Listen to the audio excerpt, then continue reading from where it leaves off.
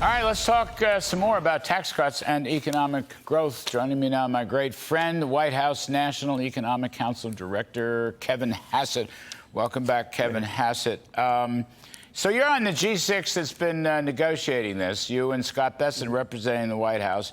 We got something out of the Ways and Means Committee. Jason Smith, chair, was on the show last night, spoke very well, I thought.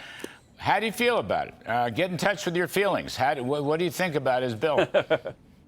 Yeah, I mean, it's a big and beautiful bill. You know, it's absolutely moving incredibly fast. You just talked in the previous segment about working hard. I don't think I've ever seen anyone work so hard as Jason Smith to get this bill to where it is. You know, the fact is that it's going to pass the House, it's going to pass the Senate, and it's going to create an economic boom unlike anything that we've ever seen. You know, the budget hawks are a little bit antsy about, oh, this costs too much. But the CBO score that they're basing all of that on is only 2.1% near-term growth and 1.8% growth in the long term. I'm highly confident, as we were in 2017, that you're going to get at least 3% growth. If we get 3% growth out of this bill, Larry, we just did the numbers you asked us to, it increases revenues over the next 10 years by more than $4 trillion. Wow. That is by more than the cost of this bill. Wow. See, so this is a bill that pays for itself with 3% growth. Right. That is so important, Kevin. You know, I want you to give speeches on that point, okay? Go to church, and that'll be your homily. Growth solves a lot of problems. Growth, by the way, not only does it solve the revenue problem as it pays for itself, growth brings down spending. Because you know what? If you're growing and your unemployment is rock bottom, the demand for welfare payments and whatnot tends to be reduced. So the spending share of GDP goes down because the GDP is widening, right? That's the denominator. The deficit share of GDP is going to go down. The debt share of GDP is going to go down. That's the debt burden on the economy. That's how important growth is. Plus, it's good for the spirits, right? Right, and think about it. If we get that 3% growth, it's going to be supply-side growth, so it's going to be growth without inflation. Yes. Back in President Trump's first term, we had below 2% inflation. The last core was almost at 2%, so it's dropped almost back to sort of Trump land, which is below 2% inflation. But if we get, say, 1.5% to 2% inflation with 3% growth, then you're looking at interest rates that'll probably be 3.5%. And so while we're reducing the deficit, we're also reducing what we have to pay on the debt that we still have to, you know, hundreds and hundreds of billions of dollars a year. And so it's an astonishing achievement that we've already made it this far. And, you know, Jason Smith, tip our cap to him to get it here. Now what we got to do is get it over the finish line.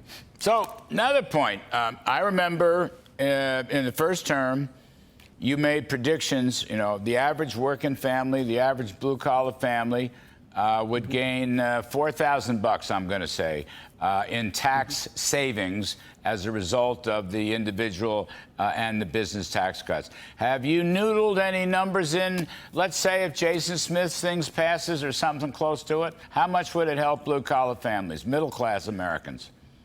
You know, the CEA chair, your friend of mine, Steve Myron, is going to have a report out on the growth effects and the wage effects, just like we did before, and that'll be coming out probably next week sometime. And so I don't want to get too far ahead of him, but I can say that if you remember that when we did the estimate, we said it would to the president that it would be between $4,000 and $8,000, and then the president said, "Well, we'll promise 4, and then we'll over deliver," and we promised 4, and we got 6.5, you might recall. And so I think that what happened last time is a reasonable guesstimate of what's going to happen this time. So we'll let CEA report it next week. You know, you were the guy years ago who kept writing these great papers that the biggest beneficiaries of business tax cuts was the middle class, the wage earners.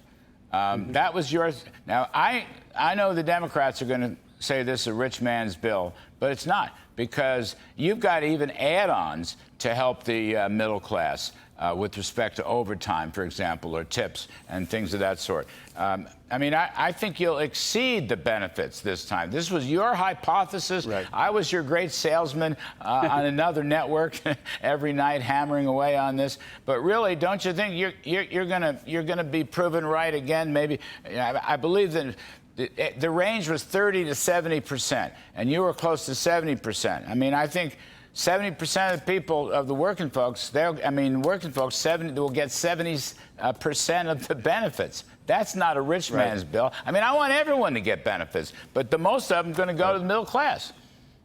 And you know who understands this the best right now, Larry?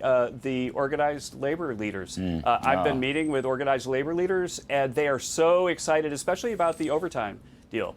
So one United Auto Workers executive told me that they've got in some busy plants, they've got people working as much as 20 hours a week of time and a half overtime.